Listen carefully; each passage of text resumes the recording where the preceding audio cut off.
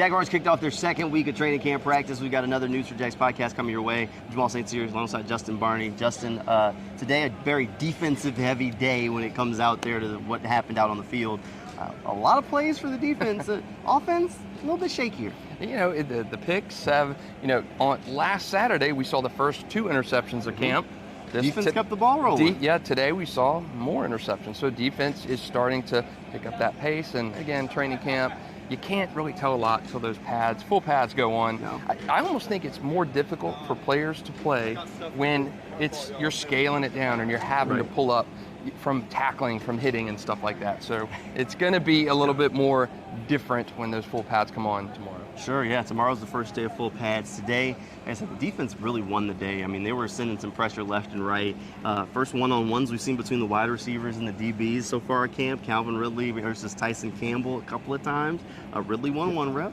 Tyson won the other rep. Yep. So, iron sharpens iron. That's the matchup that we really wanted to see going in. So we've kind of got our first taste of that, and hopefully they'll keep doing this for the rest of the way through camp. Maybe a top 5 corner in the league and a top 10 receiver in the league. I mean, everything. Hey, where's the top 5 for both? Maybe top 5 receiver. Yeah, you've got to love what Calvin Ridley has done this camp. It's an infusion of speed, talent, just that pizzazz on the route running. I mean, we saw what Christian Kirk did last year, career year for him, but I think he's more situated for that 1B kind of role. Calvin Ridley is that 1A, you and I've talked time and again, who's the alpha on this team. And Calvin Ridley has that potential to be that guy. And we'd like to see those matchups with Tyson Campbell, who I think is going to get that big payday after this year. He is a top 5 corner in the league.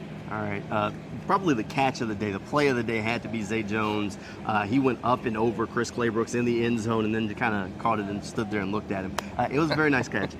You probably tracked that down over on social media, but Zay Jones had a fantastic day. There were quite a few receivers that made some plays along the way. I think we've started kind of talking a little bit more about Gregory Jr.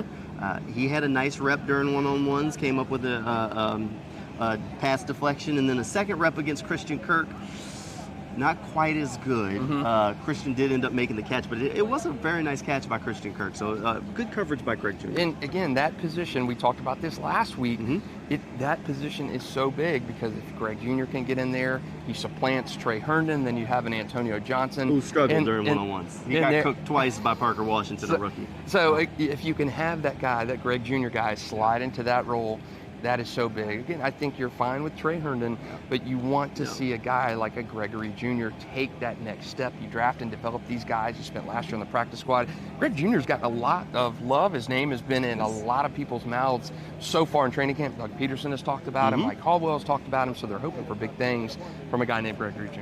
Right. I mean, look, they may be comfortable with Trey, but today during one-on-ones, it kind of really showed why they can't be too comfortable. When rookie Parker Washington goes in, wins 2 reps against him. One where Trey really had to hold him and it was an easy call for the referee, and the other one where Parker just kind of left him and went on ahead to make the catch. Those are not ideal things that you want to see from your starting corner when it's against a rookie wide receiver like veteran starting corner. Trey's been in the league some time. So there are definitely some things that you want to improve. Rough day out there for maybe Anton Harrison. Ramp up the physicality a little bit. They had shells on today, so a little bit more physical. Josh Allen, Trayvon Walker both came up with sacks off the rookie right tackle. So not exactly what you want. That's good and bad in a sense. From Trayvon and Josh, you see that continued step forward. Anton's a rookie. He's going to, the welcome to NFL moment certainly has happened so far in camp, even though we've not got full pads on it. And full pads, I can't stress this enough.